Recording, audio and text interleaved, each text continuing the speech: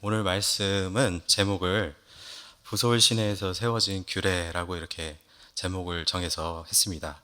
여러분들이 오늘 본문 말씀을 읽었듯이 오늘은 다윗에 대한 말씀입니다. 그렇죠?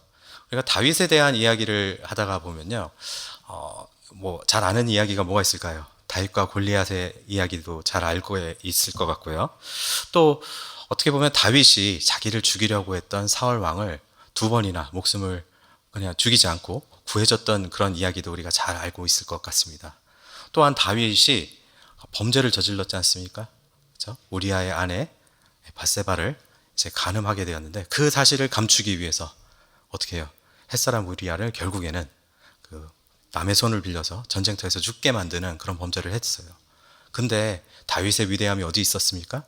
그 죄가 이렇게 드러났을 때 회개를 하는 모습, 그런 모습을 보면서 우리가 다윗 정말 하나님 마음에 합한 자고 다윗이 정말 위대한 사람이구나, 이렇게 실패를 하는 중에도 정말 하나님의 말씀을 따르는 사람이구나 라는 것을 우리가 다윗의 이야기를 보면서 느낄 수 있게 됩니다. 그런데 우리가 다윗의 이야기를 이렇게 보다가 보면요, 이런 생각을 하게 되는 것 같아요. 다윗은 정말 위대한데 나는? 예, 그렇죠? 하나님께서 오늘 말씀을 저에게 이렇게 준비하게 하시면서 하나 일깨워 주신 것이, 다윗의 삶을 보면은 굉장히 드라마틱해요. 굉장히 뭐라 그럴까요?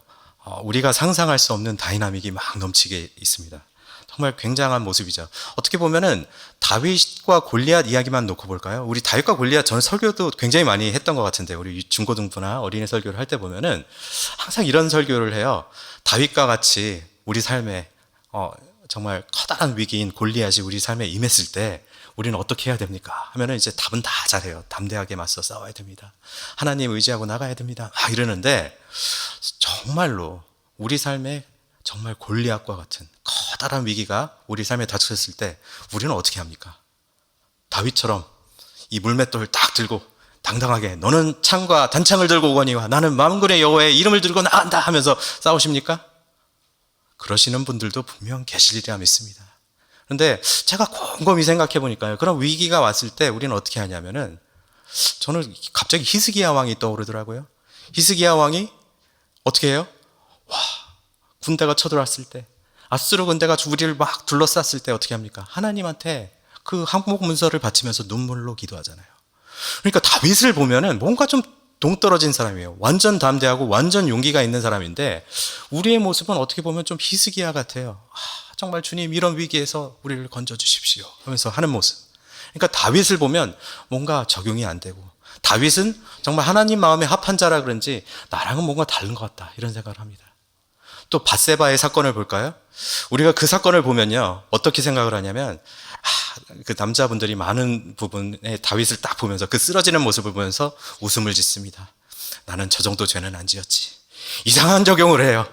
정말 우리가 거기에서 적용을 해야 될 것은, 우리가 그렇게 악해질 수도 있고, 그렇죠? 그렇게 범죄를 한다 할지라도 회개해야 된다라는 그것이 주요 말씀인데, 우리가 그걸 보면서 다윗 정말 선한 일을 할 때도 스케일이 다르더니 악한 일을 할 때도 스케일이 다르구나 하면서 우리가 잘못된 적용을 해요. 나는 다윗과 달라. 나는 다윗처럼 저런 짓은 안 해 하면서요. 그러니까 우리가 죄를 지었을 때, 회개할 때요, 좀 뭔가 달라요. 나도 저런 큰 죄를 지면 하나님한테 단번에 회개하겠지 하면서 오해를 합니다. 다윗과 나의 모습을 따로 떨어뜨려 놓어요. 제가 오늘 이 말씀을 묵상하면서, 이 본문 말씀을 묵상하면서 하나님께서 주신 말씀이, 그래, 다윗의 모습을 보면 담대하고 정말 어떨 때는 우리가 짓지 않을 것 같은 커다란 죄를 지으면서도 회개했지만, 우리가 잘 다루지 않은 이 이야기를 보면서 우리의 모습을 발견해라. 너희들의 모습을 발견해라. 너희들이 나의 뜻에 순종하지 않았음을 발견해라 하는 그런 마음을 너무 강렬하게 주시는 거예요. 정말 이 사건의 배경을 한번 볼까요? 오늘 본문 말씀을 봤지만 이 말씀을 잘 아시는 분들도 계실 것이고, 아마 이 말씀을 정말 오랜만에 들어서 이런 말씀이 있었나? 라고 생각하시는 분도 어쩌면 계실지 모르겠습니다. 그런데 우리가 말씀을 대할 때 가장 중요시 여겨야 할 것은, 이 말씀은 다윗이라는 특별한 사람에게만 일어났기 때문에 다윗은 특별하고 나는 좀 달라라고 이렇게 보는 것이 아니라, 하나님께서 말씀을 통해서 우리에게 어떤 말씀을 하시는지를 우리가 깨달아 알고 그것을 깨달아 알았을 때 나의 삶에 어떻게 적용시키고 어떻게 순종하며 나아가야 될지를 고민하는 것이 바로 올바른 성도들의 모습이라는 것입니다. 그래서 오늘 말씀을 볼 때 배경을 한번 제가 쭉 한번 이야기를 하겠습니다. 여러분들이 잘 알고 계시듯이 다윗은 사울의 목숨을 2번이나 건져줬습니다. 그렇죠? 한 번도 아니고 2번이에요. 근데 2번째 이렇게 목숨을 구해주고 그들이 이제 헤어질 때 이런 이야기를 합니다. 서로에게 덕담을 해요. 그렇죠? 굉장히 내가 정말 잘못했다 하면서 사울이 회개를 하는 듯한 모습을 보이고요. 이 왕권이 너한테도 갈 수도 있다 막 이런 얘기도 하고요. 막 정말 축복을 하고 덕담을 하고 헤어집니다. 그런데 다윗의 심정은 어땠을 것 같습니까, 여러분? 처음에 그랬을 때는요. 그래도 뭔가 좀 왕께서 내 진심을 알아주지 않을까 하는 그런 생각을 했겠죠. 그런데 2번째 그 사건이 일어났을 때요. 다윗이 취한 행동이 있습니다. 바로 이스라엘 땅을 떠나서 블레셋 땅으로 갔다라는 것이에요. 아마 다윗은 이렇게 생각했을 거예요. 내가 이제 600명이나 되는 부하들이 있고 그 가족들을 거느리면서 사울의 눈을 피해서 계속 살아야 되는데 사울 왕이 이번에 이렇게 이야기하고 우리가 헤어졌지만 다음에 나를 또 쫓을 텐데 또 쫓으면 내가 이 600명과 그들의 식솔들을 어떻게 보호할까? 아마 인간적인 생각을 많이 했던 것 같습니다. 말씀을 보니까 이렇게 나왔습니다. 사무엘상 27장 1절에서부터 2절 말씀에 이렇게 나왔어요. 다윗이 그 마음에 생각하기를 내가 후일에는 사울의 손에 붙잡히리니 블레셋 사람들의 땅으로 피하여 들어가는 것이 좋으리로다. 사울이 이스라엘 온 영토 내에서 다시 나를 찾다가 단념하리니 내가 그의 손에서 벗어나리라 하고 다윗이 일어나 함께 있는 사람 600명과 더불어 가드왕 마옥의 아들 아기스에게로 건너가니라. 다윗이요 사울을 피해서 블레셋 땅으로 들어가기로 마음을 먹습니다. 다윗이 이전까지의 모습을 보면은 어떠한 결정을 내릴 때요 항상 하나님께 물어봤어요. 그런데 이 결정을 내릴 때는 어떻게 했습니까? 마음의 생각을 했습니다. 내가 마음의 생각을 해보니까 사울이 나를 끝까지 쫓아서 결국엔 내가 붙잡힐 것 같은데 이것을 추격을 뿌리치기 위해서 뭘 해야 될까? 블레셋 땅으로 가야 되겠다 하고 마음을 먹은 거예요. 자, 이것이 왜 큰 죄가 될 수 있는가? 먼저 율법적으로는요. 이스라엘 백성들은 각 지파에게 주어진 땅이 있습니다. 물론 도망자였던 다윗에게도 주어진 유업이 있었지만 도망자여서 거기서 막 돌아다닌 거죠. 근데 거기를 떠나간다라는 것은 하나님이 보시기에 옳은 행동이 아니에요. 그런데 다윗은 먼저 그 땅을 떠나기로 합니다. 근데 땅을 떠날 수도 있어요. 도망자의 신분이니까. 근데 여러분 600명 군사들 600명이에요. 그리고 그에 딸린 식솔들이 외국으로 갔을 때 그 외국에서 그들을 받아주려면 어떻게 해야 될까요? 항복을 해야 돼요. 내가 여기서 머물 테니까 우리 일에 간섭하지 마시오 이런 게 아니에요. 왕이시여 우리가 갈 테니까 우리한테 땅 좀 내주시고 우리가 이렇게 충성을 하겠습니다. 즉 이것이 무엇이냐면 이방인에게 내가 투항을 하겠다라는 뜻이에요. 그의 심정은 어땠는지는 몰라도 사울을 피하기 위해서 이 결단을 했다라는 것입니다. 그런데 이 결단을 하기 전에 하나님 이것이 옳은 것인가요? 이것이 하나님의 뜻인가요? 라고 질문을 하지 않았어요. 왜냐하면 다윗도 아마 속으로 생각을 했을 거예요. 이거는 조금 하나님한테 의뢰하기 좀 그런 거다. 왜요? 사울이 계속 자기를 쫓았거든요. 그 쫓는 동안에 하나님한테 물어봐 봤어도 이 문제가 해결이 안 됐거든요.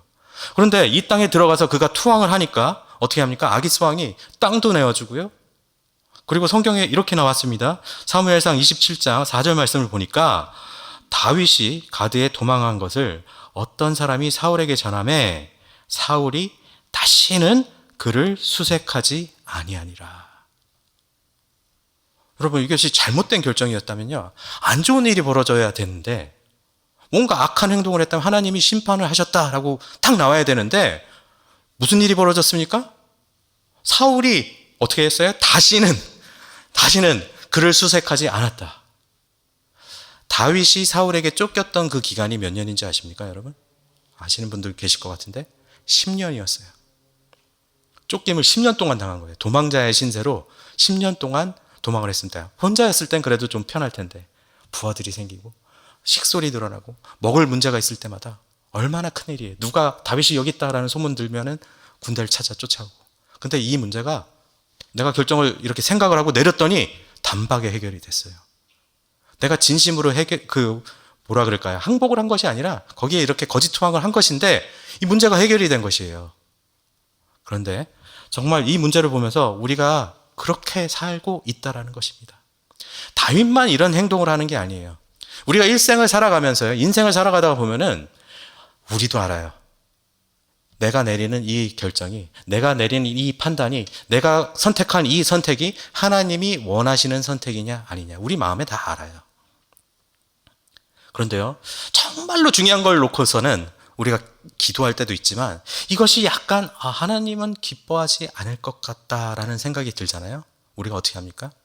하나님 의지 안 합니다. 하나님께 기도 안 해요. 하나님께 묻지 않습니다. 왜요? 돌아올 답이 뭔지 알 것 같거든요. 그래서 내 지혜, 내 경험, 아니면 다른 사람의 지혜, 다른 사람의 경험을 바탕으로 결정을 내릴 때가 분명히 있습니다. 그리고 마치 다윗에게 일어났던 처럼 문제가 해결이 돼요. 문제가 해결이 돼요. 그러니까 이래도 괜찮은가 보구나 하고 우리가 생각을 한다는 것입니다. 여러분 안 그러세요? 너무 거룩하신 분들만 있어서 그런가? 저는요 그런 것 같아요. 매 순간순간마다 하나님의 뜻대로 선택하고 사는 것이 너무나 힘들다라는 것을 알기 때문에 우리가 특별히 세상을 살아가다 보면 그런 순간이 있다라는 거예요. 다윗도 그런 모습을 보였습니다. 자, 다윗이요, 이제 이 문제가 해결이 되니까 앞으로 계속해서 또 다른 문제들, 또 다른 결정을 할 때요, 하나님한테 물어보질 않아요. 다윗이 투항을 하니까 다윗은 그래도 정말 좋은 사람이에요. 사울이 망가져서 사울이 불순종을 했을 땐 사울은 질투를 하고 사울은 바로 다윗을 죽이려고 하고 막 이상한 행동을 하지 않습니까? 근데 다윗은요 정말 선한 행동을 해요. 내가 비록 이렇게 했지만 나는 그래도 하나님의 기름 부음 받은 자고 하나님의 선택을 받은 자이기 때문에 나는 선한 일만 할 거야 라고 합니다. 자, 그런데 항복을 한 장수의 입장으로서 왕의 신임을 얻어야 되잖아요. 그럼 어떻게 신임을 얻어야 됩니까? 아기스의 신임을 얻어야 되잖아요.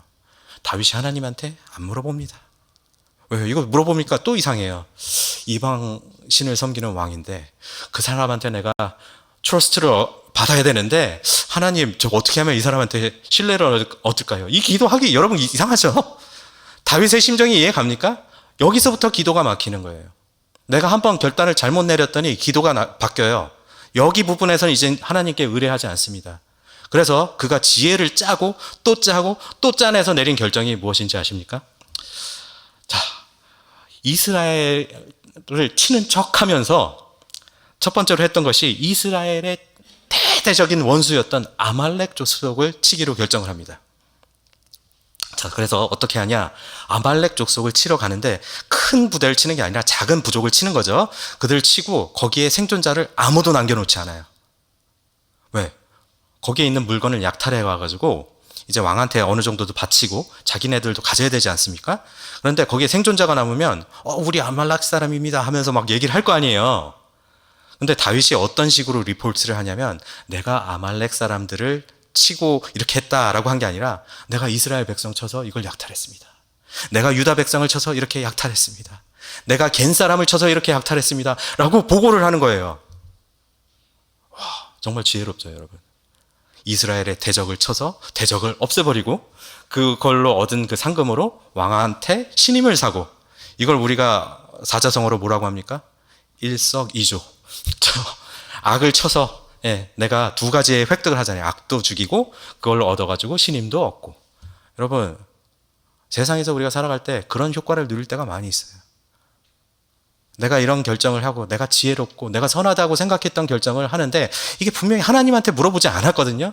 근데 나도 그래도 하나님 백성이니까 착하게 선하게 올바르게 해야지 하면서 해가지고 이걸 했는데요, 이 결정이 다윗의 발목을 잡게 됩니다. 다윗에게 큰 낭패를 주게 됩니다. 왜 그렇습니까? 사무엘상 28장 1절 말씀을 보니까 이렇게 나타나요. 그때에 블레셋 사람들이 이스라엘과 싸우려고 군대를 모집한지라.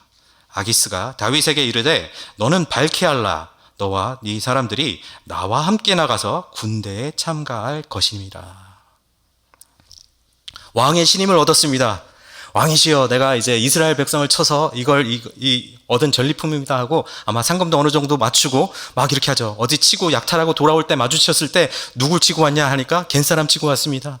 누구 치고 왔냐 하니까 유다 사람 치고 왔습니다. 막 이러니까 아기스가 너무 좋은 거예요.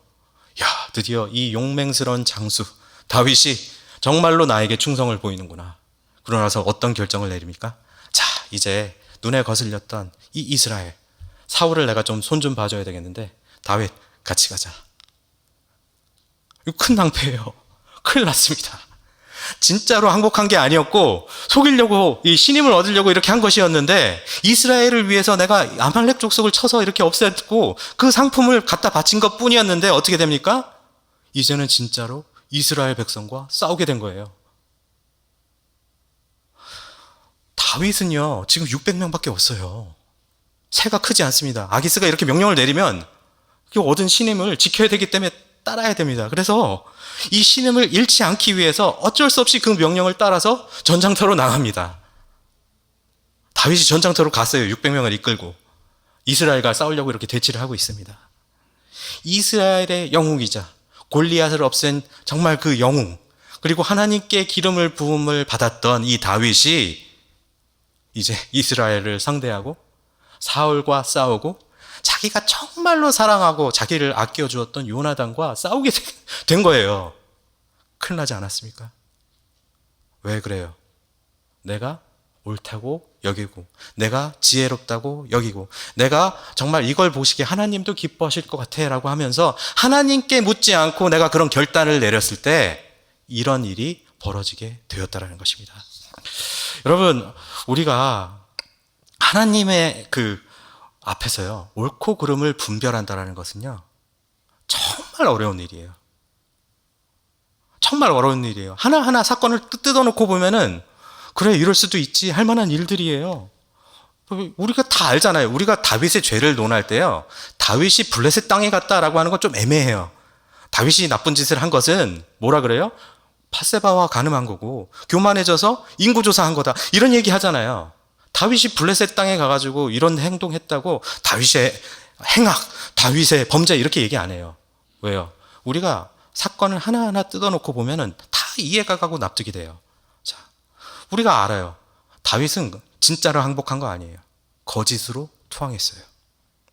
그런데 그 거짓으로 투항했는데 거기서도 신임을 얻어야 살 수 있잖아요. 그러니까 그걸 하기 위해서 뭔가를 그 아기스를 속였는데 그것조차도 어떻게 보면 아말렉을 쳤어요. 나쁜 행동입니까, 여러분? 선한 행동이에요. 이스라엘을 위해서, 정말 유다를 위해서 자기가 할 수 있는 최선을 다했어요. 이걸 보고 우리가 악하다라고 얘기를 안 해요. 왜냐하면 우리는 그걸 그냥 아는 거예요. 아, 나였어도 저랬겠다. 나였어도 사울 같은 이런 집요한 사람이, 좀 정신이 이상한 사람이 나를 10년 동안 쫓아다니고 이랬으면 저런 식으로 피신했겠다. 아, 나도 어쩔 수 없이 세상에 몸담고 일하고 내 직장 상사의 신임을 얻기 위해서는 그 사람 비율을 맞추는 행동을 해야 되겠다. 내가 진짜로 하나님을 섬기는 사람이고 세상과는 정말 다른 모습대로 살아가야 되는 사람임에도 불구하고 세상 속에서 살아가기 때문에 어쩔 수 없이 이 사람과 같이 더불어 살기 위해 이런 행동을 하겠다라는 것이 우리의 생각이기 때문이에요. 다윗과 똑같지 않습니까? 그런데 우리가 하나님의 뜻을 모른 채 이것이 하나님의 뜻이고 이것이 하나님 속에서 지혜롭다고 오해하고 착각을 하고 살아갈 때 우리가 빠져나올 수 없는 구렁텅이에 빠지게 된다는 것이에요. 우리가 그래서 하나님을 의지하고 의뢰해야 됩니다. 왜? 우리가 의지하고 의뢰하지 않고 내가 볼 때의 최선의 것, 내가 볼 때의 지혜로운 것을 선택했을 때 사건들이 해결되는 걸 보면서 아, 하나님이 날 정말 축복하셨냐 보다 라고 오해를 하는데요. 그 축복이 나중에 올무가 돼서 다가오기 때문입니다. 결과적으로는요, 하나님께서 다윗을 그냥 건져주세요. 다윗이 아무것도 못합니다. 그 상황에서 나도 어쩔 수 없이 이제 사울과 싸우는 상황인데 어떻게 합니까? 다른 블레셋의 방백들이 저 사람 누구야? 다윗이잖아. 그 사울은 천천 다윗은 만만해 그 다윗 아니야? 어떻게 저 사람이랑 우리랑 같이 싸워? 우리가 싸우다가 둘이 뒤를 치면 어떡해? 하는 의심을 하게 해가지고요 다윗이 거기서 나오게 돼요. 다윗이 거기서 뭘 한 것도 없어요. 하나님이 그냥 건져주세요. 여러분, 우리도요, 때로는 진퇴양난의 위기에 빠졌을 때 하나님께서 그렇게 건져주실 때가 있어요. 그런데 그 건져주신 걸요, 한 번의 은혜로 좋게 하지, 매번 그 요행을 바라면서 우리가 그냥 이렇게 행동을 하면 안 된다는 것입니다. 오늘 말씀을 보니까 이제 두 번째 낭패가 일어나게 됩니다. 그 낭패, 큰 위기가 무엇입니까? 그가 아기스를 속이기 위해서 그동안 공격을 했던 아말렉이 이제 자기한테 복수를 한 거예요. 언제 복수를 합니까? 그가 군대를 몰고 블레셋 군대에 합류했을 때 그 빈 시간에 시글락 땅을 아말렉이 쳐들어와서 이렇게 불사르고 다 데려간 거예요. 본문 1절에 이렇게 나왔어요. 다윗과 그의 사람들이 사흘 만에 시글락에 이른 때에 아말렉 사람들이 이미 네겝과 시글락을 침노하였는데 그들이 시글락을 쳐서 불사르고. 다윗이요, 전장터에서 내려오는 3일 동안의 길이 있었습니다. 3일 내내 아마 자기의 굉장히 생각을 많이 했을 거예요. 아, 내가 왜 이런 지경에 이르렀지? 내가 왜 이렇게까지 말도 안 되는 상황에 놓이게 됐지? 내가 지혜로운 행동을 했다고 했는데 이게 뭐가 문제였지? 3일 동안 걸어오잖아요, 여러분. 3시간 만에 왔으면 그런 생각 못 했어요. 근데 3일 동안 계속 걸어오잖아요. 혼자 그 묵상하면서 내려왔을 거예요.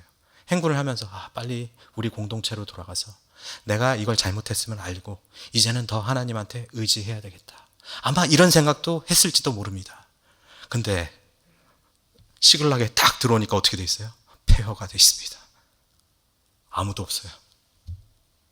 아니, 우리를 반겨줘야 될 아내와 자녀와 식구들이 기다리고 있어야 되는데 아무도 없어요. 이게 무슨 일인가? 정신을 차리고 보니까 폐허가 되어 있고 모두가 다 끌려간 상황이에요. 생사를 알 수가 없습니다. 처음에 도착하자마자 놀랐겠죠. 3일 내내 와가지고 이렇게 딱 왔는데, 아, 이제 좀 쉬겠구나 하고 왔는데 집이 폐허가 된 거예요. 사는 사람은 아무도 없어요. 놀라는 일이 벌어진 거죠. 다윗만 놀랐습니까? 아니에요. 부하들도 너무 놀랐습니다. 그래서 부하들이 통곡을 했다라고 말씀에 나와 있어요. 그리고 나서 뭐라고 나왔냐면 그의 부하들이 그의 가족들을 잃었다는 그 슬픔으로 말미암아서 너무 분노하고 너무 낙심하고 너무 화가 나서 그 중에 있었던 몇몇 사람들은 다윗을 돌로 치자라고 이야기를 할 정도로 일이 극단적으로 다윗이 위기에 빠지게 된 것입니다. 여러분, 이것이 다윗이 하나님께 묻지 않고 그러한 결정을 내려서 하나하나 일을 진행해 나갔을 때 그가 지혜롭다고 여겼던 일들의 최종 결과였어요. 왕의 신임을 얻으려고 했다가 나의 형제들을 공격할 뻔했고요. 아말렉을 이렇게 진멸했더니 아말렉 사람들의 분노를 받아서 결국에는 이렇게 안갚음을 당하는. 자, 여러분, 부하들이 다윗을 왜 원망했을 것 같아요? 우리 어떤 분들은 이렇게 생각하더라고요. 야, 부하들이 의의가 없네. 그래도 10년 동안 동고동락하고 정말 열심히 같이 정말 생사를 넘나든 사람인데 왜 이렇게 의리가 없나? 여러분, 아니에요. 우리 인간은 그래요. 3일 동안 걸어 내려오면서 다윗만 묵상했을 것 같습니까? 부하들도 묵상해요. 내려오면서 이게 뭔가? 와, 우리가 왜 갑자기 이스라엘 백성들이랑 싸워? 블레셋이랑 싸워야 되는데 이게 뭔가? 묵상하잖아요. 그러면서 하나하나 묵상을 했겠죠. 우리가 애초에 여기를 왜 왔지? 누가 결정했어요? 다윗이요. 다윗이 결정했는데 이게 그래도 하나님의 뜻이었나? 아니에요. 그쵸? 와, 다윗이 이래가지고 우리가 잘못했으면 우리 형제들이랑 싸울 뻔했잖아. 이 생각하면서 내려왔어요. 근데 내려왔는데 무슨 일이 벌어져 있어요? 눈앞에? 아말렉이 쳐들어와가지고 그걸 다 없앤 거예요. 아말렉 누가 죽이자고 했어요? 다윗이. 여러분, 분노가 쌓일 수밖에 없어요. 내가 묵상하고 내가 생각하고 내가 원망하는 바가요, 내 자신이 아니고 내가 회개하는 거가 아니고 이 일이 누구에게 책임이 있지라고 되묻기 시작하고요, 이 책임자가 누구지? 누가 잘못을 했지? 하면서 나아가기 시작하면요, 10년 동안 동고동락하고 생사를 같이 정말 넘나들던 그 전우들조차 나쁜 일이 벌어졌을 때 어떻게 해요? 내가 아니라, 아, 이게 우리 공동체의 비극이 아니라 너 때문이야 라고 한다는 거예요. 여러분, 악한 일이 벌어졌을 때, 잘못했을 때 분명히 다윗이 결정을 내렸으면 그들도 따랐잖아요. 그런데 3일 내내 걸어오면서 아마 다윗 원망했을 거예요. 그러니까 이런 얘기가 나오죠. 다윗을 돌로 치자. 어떻게 돌로 쳐요? 자기가 상처받고 자기가 힘들고 정말 자기가 힘들었을 때 받아줬던 인물이 다윗인데 왜 이런 생각해요? 나쁜 일이 벌어졌을 때 내 모습은 보지 않고요, 다른 사람의 모습을 봤을 때 이런 일이 벌어진다는 것입니다. 부하들이요, 아마 이랬을 거예요. 다윗, 너만 아니었으면, 너가 블레셋 땅에 안 왔으면 이런 일이 없었을 텐데, 너가 그렇게 막 속이려고 해가지고 아말렉 사람 죽이지 않았으면 이런 생각 안 했을 텐데. 근데 우리도 그래요. 우리도 그래요. 나쁜 일이 벌어지면 나는 이렇게 안 했는데 누가 그랬어? 아니에요, 여러분. 공동체 안에서는 묵인한 것도요, 어떻게 보면은 같이 동의한 거예요. 그게 공동체예요. 생사고락을 같이 한 공동체 안에서 내가 그것을 놓고 반대하지 않고 그것을 따랐다, 같이 행동했다, 남에게 책임을 전가하면 안 됩니다. 나 역시 암묵적으로 동의하고 한 행동이라는 것이에요. 자, 다윗의 부하들은 원망을 했습니다. 근데 다윗은 내려오는 내내 뭘 했습니까? 회개를 했어요. 이것이 다윗과 다윗을 죽이려고 했던 부하들의 차이예요. 정말 절체절명의 위기가 왔습니다. 다윗은 이제 큰일 났어요. 부하들이 자기들, 몇몇 부하들이겠죠. 다는 아니에요. 그 부하들이 자기를 돌로 치자고 막 선동을 하고 다녀요. 자, 그때 원래 탁월한 리더는 어떻게 해야 됩니까? 잠깐! 하면서 이제 중재를 해야 되겠죠. 야, 오해하지 마라. 뭐 나도 슬프다. 너만 아프냐? 나도 아프다. 이러면서 해야 되겠죠. 그런데 다윗이 이제는 어떻게 합니까? 3일 내내 생각하면서 내려왔어요. 내가 지혜롭다고 여기고 내가 지혜롭다고 생각했던 그 결정들이 교만이었구나. 이제 하나님만 의지하리라. 그래서 다윗은 자기의 지혜대로, 자기의 경험대로 자기의 리더십을 발휘하지 않고요, 이렇게 합니다. 8절 말씀입니다. 다윗이 여호와께 묻자와 이르되 내가 이 군대를 추격하면 따라잡겠나이까 하니 여호와께서 그에게 대답하시되 그를 쫓아가라. 네가 반드시 따라잡고 도로 찾으리라. 여러분 한번 따라해 주시기 바랍니다. 내가 하나님을 의지할 때 하나님께서는 나의 기대한 것보다 더 좋은 것을 주시는 분이다. 여러분, 다윗이요, 하나님 의지하고 나서 물어봤습니다. 뭘 물어봤습니까? 내가 이 군대를 추격하면 따라잡겠습니까? 물어본 질문은 그거예요. 근데 하나님이 응답을 어떻게 하십니까? 그를 쫓아가라. 네가 반드시 따라잡고 뭐예요? 도로 찾으리라. 도로 찾는다고 약속을 하셨어요. 그거 안 물어봤어요. 다윗은 지금 이 부하들은요, 시신을 보진 않아서 판단을 할 수도 있어요. 이성적으로 판단을 할 수도 있지만 지금 흥분한 상태예요. 낙심한 상태예요. 집안이 다 폐허가 됐어요. 어떻게 됐는지 알지 못해요. 생사를 알지 못하고 나는 이제 복수의 일념으로 아마 이 질문을 했을지도 몰라요. 그런데 하나님이 뭐라고 희망을 주십니까? 너가 따라잡을 것이고 뭐예요? 도로 다 찾으리라. 모든 것이 불안하고 불확실하고 정말 그들이, 여러분 다윗은 도망의 전문가 아닙니까? 광야 땅에서 숨으면 맘먹고 찾아도 못 찾아요. 자기가 10년 동안 이렇게 하지 않았습니까? 아말렉 사람들이 맘먹고 이거 숨죠. 당연히 다윗이 오는 거 알고 그 비었을 때 친 거 아닙니까? 그렇죠? 다윗이 피하려고 맘먹고 아말렉 사람들이 숨어서 그렇게 하면 어떻게 찾겠어요? 근데 다윗이 가장 먼저 한 것이 부하 설득 이런 것도 아니에요. 하나님 먼저 찾아서 하나님께 의지했더니 하나님이 바로 답 주셨어요. 그러니까 문제가 해결돼요. 설득도 필요 없어요. 가자!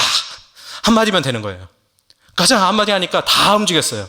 다윗 돌로 치자는 사람들 어디 갔는지 갑자기 다 사라지고 이 아말렉 족속들 빨리 잡으러 가자 하면서 다 가자 하고 움직입니다. 어떨 때 이 일이 벌어졌어요? 다윗이 하나님을 의지했을 때. 우리가요, 하나님 의지해야 됩니다, 여러분. 정말 이상한 질문이죠. 하나님, 이 문제 해결해 주세요. 이게 아니에요. 바로 그냥 하나님한테 물어요. 뭐 해야 됩니까? 이 사람 쫓으면 따를 수 있습니까? 하나님께서 약속하시잖아요. 여러분, 이젠 실질적인 이야기를 좀 해보겠습니다. 부솔 시내 오늘 부솔 시내까지 이제 막 갔다고 하니까요. 계속 막 갔어요. 자, 다윗이 지금 전장터를 갔죠. 처음에 갔던 장소가 이스라엘 굉장히 북상단이었어요. 거기서 대치를 하고 있다가 좀 옮겨서 약간 남쪽으로 오고 서쪽으로 또 옮겼습니다. 지금 제가 이제 맵을 그려드린 거예요. 그러니까 행군을 어마어마하게 했어요. 그러고 나서 이젠 너희랑 못 싸우겠다라고 하니까 3일길 또 행군하고 온 거예요. 어마어마하게 지쳤겠죠. 지금. 근데 이제 집에 와서 이제 쉬려고 보니까 가족들은 아무도 없고 더 낙심했겠죠. 사기가 다 떨어진 이 상황에서 부솔 시내까지 막 달려갑니다. 시글락에서 부솔 시내의 거리가 24km예요. 우리 차원도 집사님처럼 마라톤을 뛰시는 분은 24km 뭐 까짓 거 이럴 수 있으실지 모르지만 24km면 거의 해프 마라톤이잖아요. 그렇죠? 해프 마라톤 여러분 뛰면 어떻게 되실 것 같아요? 그것도 3일을 행군한 상태에서 아무리 체력 좋아도요 다 지쳐요. 그러니까 말씀이 이렇게 나왔어요. 9절에서 10절 말씀 제가 한번 보겠습니다. 이에 다윗과 또 그와 함께한 600명이 가서 부솔 시내에 이르러 뒤떨어진 자를 거기에 머물게 했으되 곧 피곤하여 부솔 시내를 건너지 못하는 200명을 머물게 했고 다윗은 400명을 거느리고 쫓아가서 200명이 낙오가 된 거예요. 지쳐가지고 나 이젠 더 이상 못 가겠어. 내 가족 정말 사랑하고 내가 원하지만 나 못 가겠어. 이제 다리가 안 움직여. 이렇게 돼서 부솔 시내에서 그럼 머물러 있어라 하고 체력이 되고 힘이 있는 400명이 쫓아갔습니다. 쫓아가니까 어떻게 됩니까? 간단하게 요약을 하자면은 하나님이 찾게 만드셔서 그들이 막 잔치를 벌이고 있을 때 쳐가지고 모든 것을 다 회복했어요. 모든 포로들이 하나도 상하지 않고 죽임당하지 않았고 다 구원을 받았어요. 이제 너무나 기쁜 일이 벌어진 것입니다. 그 400명이 계속해서 순종해서 나갔을 때요. 자, 그런데 문제가 생깁니다. 그들이 이제 부솔 시내로 돌아오면서 문제가 생겨요. 여러분 한번 상상해 보십시오. 저는 남자라서 그런지 항상 남자 쪽 입장만 생각을 하는데 만약 여기 계신 분들이 거기 식솔이라고 한번 생각을 해 보십시오.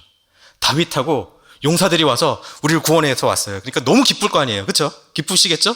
와, 다윗이 왔다. 와, 우리 아버지가 왔다. 와, 정말 용사들이 왔구나 하면서 기뻤는데 기뻐하지 못하는 가족이 있습니다. 400명의 가족들은 막 부부끼리 상봉을 하고 아버지와 자녀들이 만나고 가족 상봉을 하면서 감격의 시간이 나는데 그 200명 낙오된 200명이 있잖아요. 그 200명의 가족들이 이제 궁금할 거 아니에요. 우리 아버지는요? 좀 나이가 드신 부모님은 내 아들은? 물어볼 거 아니에요. 그때 용사들이 뭐라고 했을 것 같습니까? 그 친구들 오다가 지쳐가지고 부솔 시내에서 쉬고 있습니다. 여러분 그 말 들으면 어떤 심정일 것 같아요? 가족들이?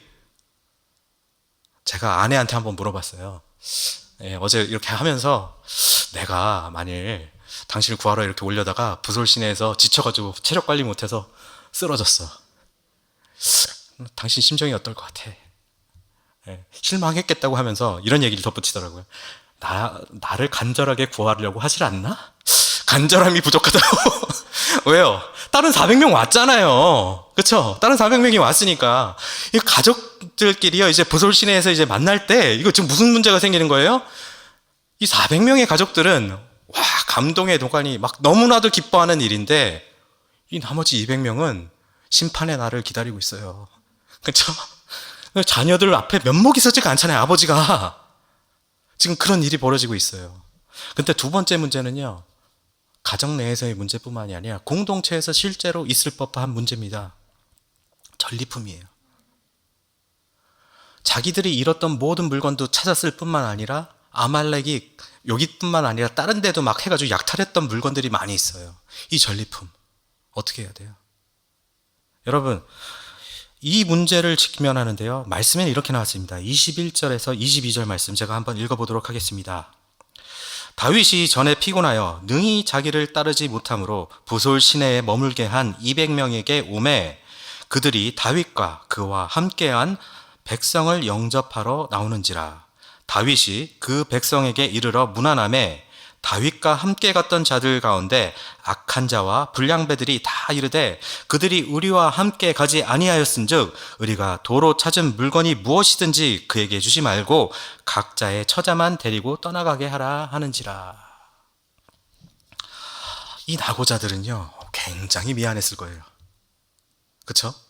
부솔 시내를 못 건넜잖아요. 나머지 400명은 어떻게 했어요? 건너가서 싸우고 왔어요. 아무리 건너가서 지치고 힘들고 막 그런 상태에서 여러분 싸워서 승리를 했다고 하지만 그 목숨 걸고 싸우는 거잖아요. 그렇죠?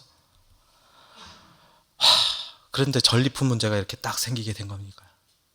그리고 이 중에는 몇몇 사람들이 막 나와서 여기 성경에는 악한 자와 불량배라고 나왔는데 나와서 이 전리품은 이들 몫은 아니지 우리 몫이지 우리가 목숨 걸고 싸웠는데 이 얘기를 하는 거예요.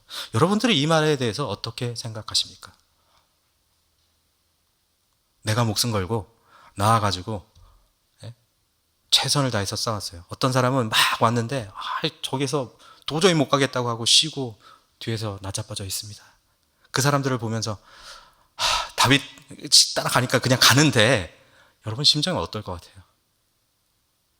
성경에 이런 이야기가 많이 나와요. 사사기 말씀이죠. 그렇죠? 전리품 분배 사건. 입다가 암몬 족속이랑 싸웁니다. 이스라엘을 괴롭혔던, 그렇죠? 사사 입다가 싸워요. 그때 이제 지파에게 막 보내죠. 자, 같이 싸우자. 아무도 안 옵니다. 기브아 사람, 그러니까 므낫세 지파에 있는 기브아 사람들만 싸워요. 그런데 하나님께서 어떻게 해요? 승리를 주십니다. 승리를 크게 주셔서 어마어마한 전리품을 가져왔어요. 자, 이렇게 어마어마한 전리품을 가져온 상황에서 무슨 일이 벌어지냐? 원래 그 인구가 제일 많은 지파가 어디냐면 에브라임 지파예요. 지금 형님 지파가 에브라임 지파예요. 사사시대 때는. 왜 그러냐면 여호수아가 에브라임 출신이거든요. 그러니까 에브라임은 대대로 우리가 최고지라는 그 생각 갖고 있어요. 근데 그 에브라임 지파가 입다한테 와서 얘기를 합니다. 너 암몬이랑 싸웠는데 우리 왜 안 불렀어? 불렀거든요? 너 왜 우리 안 불렀어? 그러고 나서 협박을 해요. 내가 너네 집 불태울 거야. 감히 너 혼자만 전리품을 차지해? 그 얘기가 딱 나오는 거예요. 자, 기드온은 똑같은 므낫세하고 에브라임 지파입니다. 기드온이 이전에 어떻게 했냐? 300명 용사잖아요, 지금. 큰 세력이 아니에요. 그러니까 기드온은 그리고 지금 하나님이 승리 주셔가지고 기뻐 죽겠는데 이런 문제가 생기니까 그래 좋은 게 좋은 거지. 에브라임 지파한테 다 줍니다. 전리품 나눠줘요. 그러니까 에브라임 사람들이 그때 한번 이득을 크게 본 거예요. 입다가 어떻게 합니까? 아니 우리가 불렀을 때 오지도 않고 싸우지도 않았는데 우리 집을 불태운다고 싸워요. 누가 승리합니까?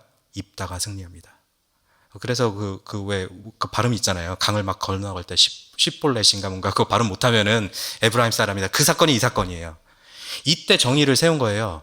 사사시대 때 전장터에서 전쟁을 하지 않았는데 자기의 세를 믿고 전리품 달라고 하는 사람들은 이렇게 심판을 당한다. 이 이야기가 있는 거예요. 지금 이 이야기를 알고 있는 다윗의 부하들 몇 명이 옳고 그름을 따지는 거예요. 자, 우리는 목숨을 걸고 나가서 싸웠는데 전리품은 우리 거 아닙니까? 이 얘기하는 거예요. 여러분 여기서 어떻게 분배를 하는 게 옳다 생각하십니까? 싸우지 않았어도 줘야 되나요? 아니 싸우는 사람한테는 더 많이 주고 좀 싸우지 않은 사람들은 조금만 주고 좀 안 주는 건 좀 너무하니까 그렇게 해야 되나요? 어떤 게 맞는 것 같습니까? 똑같이 반으로 나누는 거 맞는 것 같아요? 억울하지 않으세요? 400명이신 분들, 다 여기 계신 분들이 400명이라고 본인은 생각하실 수도 있을 것 같은데 억울하지 않으세요? 200명은 저기에서 안 싸웠는데. 이게요 우리의 모습이에요. 이게 나를 의지할 때 나오는 우리들의 본 모습이에요. 여러분 다윗이 뭐라고 합니까? 23절에서 24절 말씀 제가 한번 읽어보도록 하겠습니다. 다윗이 이르매 나의 형제들아 여호와께서 우리를 보호하시고 우리를 치러 온 그 군대를 우리 손에 넘기셨은즉 그가 우리에게 주신 것을 너희가 이같이 못하리라. 이 일에 누가 너희에게 듣겠느냐? 전장에 내려갔던 자의 분깃이나 소유물 곁에 머물렀던 자의 분깃이 동일할지니 같이 분배할 것이니라. 여러분, 이스라엘이 왜 강한가? 왜 이스라엘이 하나님의 뜻대로 서 있는 그런 국가가 있고 그들이 가지고 있는 자부심이 무엇인가? 성경 말씀에서는 다윗이 이 일을 규례로 삼으니 뭐라 그랬어요? 이날까지 이것이 이르렀다라고 얘기해요. 이것이 정의이기 때문에요. 다윗은요, 여기서 얘기를 할 때 이렇게 얘기합니다. 여호와께서 우리를 보호하셨다. 그 우리가 누구예요? 400명이에요? 아니죠. 우리 공동체 모두를 얘기하는 거겠죠. 잡혀갔던 자들도 다 보호해 주셨잖아요. 우리를 치러 온 그 군대를 우리 손에 넘겨주셨다. 그 우리가 누구예요? 우리 공동체라는 거예요. 하나님 나라의 공동체, 하나님을 의지하는 공동체는요, 하나님께서 이것을 하셨기 때문에 너가 잘했고 내가 못했어, 너는 잘못했고 나는 잘했어, 이런 식으로 하는 것이 아니라 하나님께서 하셨다라는 것을 일깨워주는 거예요. 다윗이 탁월하고 다윗이 정말 하나님의 마음을 합한 자다라고 여기는 이유가 무엇이냐? 이 순간에서요, 여러분 아마 계산 빨리 하시는 분들 생각했을 거예요. 사람들의 불만을 잠재우기 위해서는 400명한테는 한 70% 주고, 그래 30% 정도는 이 사람들 주자. 아니 7대 3도 좀 큰가? 8대 2? 아니면 뭐 이렇게 했을 거예요. 근데 다윗 어떻게 해요? 동일하게 나눌지니 이거예요. 왜요? 다윗은요, 본질을 보려고 했어요. 우리는 겉으로 드러난 걸 봐요. 제가 예를 들었는데 여러분, 솔직히 제가 이걸 여러분들을 속이기 위한 예였습니다. 에브라임은 어떻게 했어요? 도움을 청했는데 오지도 않았어요. 그렇죠? 예전에 그 전리품을 받았던 전례가 있지 않습니까? 그러니까 또 한 번 협박한 거예요. 우리 전리품 좀 나눠줄래도 아니래요. 협박을 했어요. 그러니까 정의를 올바로 세운 거예요. 근데 겉으로 볼 때는 싸우지 않은 사람이 왜 전리품 요구해? 이렇게 되는 거예요. 본질을 봐야 돼요. 하나님을 의지하는 사람들은 본질을 봐야 돼요. 자, 이 부솔신에 왔던 사람들, 아까 제가 얘기했죠. 몇 날 며칠을 행군하고 마지막에 올 때도 3일 동안 행군한 다음에 왔어요. 제가 아까 웃으면서 얘기했지만 해프 마라톤을 뛰면 여러분, 여기 계신 분들 아무도 다 부솔시내 못 건넜어요. 아니, 부솔시내를 가지도 못했어요. 왜요? 몇 날 며칠 고생을 했으니까. 다윗은 무엇을 본 것이냐? 이들이 두려워서 싸우지 않으려고? 이들이 이것을 피하려고? 그랬으면 애초에 시글락을 안 떠났죠. 그렇게 된 게 아니라, 이들은 우리보다 약하구나. 이들의 체력은 우리만큼 강하지가 않구나. 진정한 공정함을 본 거예요. 여러분, 우리가 공평하게 한다고 해서, 자, 저가 탁구를 잘 치는데, 제가 탁구를 한번 친다고 쳐봅시다. 공평하게 해야지 하고 저랑 탁구 치는데 0대0 해가지고 자꾸 처음 치시는 분이 저랑 치면은 그게 공평한 거예요? 아니죠. 공정한 것이라는 거, 공평한 것은 수적으로 하나를 딱딱 맞춰요. 0, 0 맞춰야 돼. 몇 대 몇 이걸 맞춰놓고 이렇게 수적으로 해석을 하는 거지만, 공정한 것은요, 그 사람을 보는 거예요. 이 사람은 얼만큼의 능력이 있구나. 이 사람은 이 정도구나. 그럼 이 사람이 이만큼이라도 해준 거는 노력을 한 것이다 라는 것을 인정할 수 있는 것. 즉, 하나님을 의지하는 사람들은요, 어떤 사람들의 능력을 보고 판단하는 것이 아니라 하나님을 의지했기 때문에, 그것을 깨달았기 때문에 사람의 능력의 그것을 보는 게 아니라 그들의 마음의 중심을 보는 것이에요.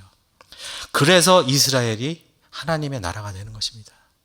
이 규례를 세웠기 때문에, 이 규례를 따르지 못했을 때 하나님께서 지책하시는 것이고요, 이 규례를 따랐을 때 하나님께서 축복을 해주신 거예요. 어떤 선교사님의 간증입니다. 이스라엘에서 유학을 하신 분인데요, 자기가 이제 학교에다 뭘 신청을 하는 서류를 내야 되는 그 시간이었대요. 그래서 자기 앞에 선 사람이, 그 사람은 이제 그 이스라엘 사람이겠죠. 이렇게 앞에서 막 얘기를 하다가 자기 안 되는 히브리어를 막 들으면서 막 무슨 일이 벌어지나 하는 걸 봤더니 자기가 서류를 잘못 준비한 거랑 똑같은 상황이 벌어진 거예요. 자기가 서류 준비가 약간 미비했는데 이 앞에 있는 사람이 너 그렇게 하면 안 돼, 이렇게 해서 다시 받아와 하면서 빠꾸를 먹였대요. 그러니까 이 선교사님이 내가 앞에 가서 이제 하면 나도 빠꾸 먹겠구나 이 생각을 하고 앞을 갔는데, 이 이스라엘 사람들이요, 굉장히 교만하고 어떻게 보면은 자기들밖에 모르는 서민 그 의식이 있는 사람들이 그 서류를 쭉 보더니 서로 얘기를 하더래요. 야, 이 사람은 우리나라 말도 모르고 준비하라는 거 그렇게 막 준비했고 약간 미비하게 준비를 못한 것 뿐인데 이 정도는 받아들여도 되지 않아? 라고 하면서 결정을 내렸대요. 이스라엘의 공동체가 강한 이유는요, 여러분, 이런 원리를 지키기 때문이에요. 동일하고 공평하게 너도 서류 미비, 너도 서류 미비 이게 아니에요. 이 사람은 이스라엘 사람인데 알매도 불구하고 이걸 미비한 사람이었고, 이 사람은 유학생인데 보니까 히브리어도 잘 못해요. 떠듬떠듬해요. 그러니까 근데 나 뭐 서류 준비한 걸 보니까 잘 해왔어 나름. 그러니까 받아주잖아요.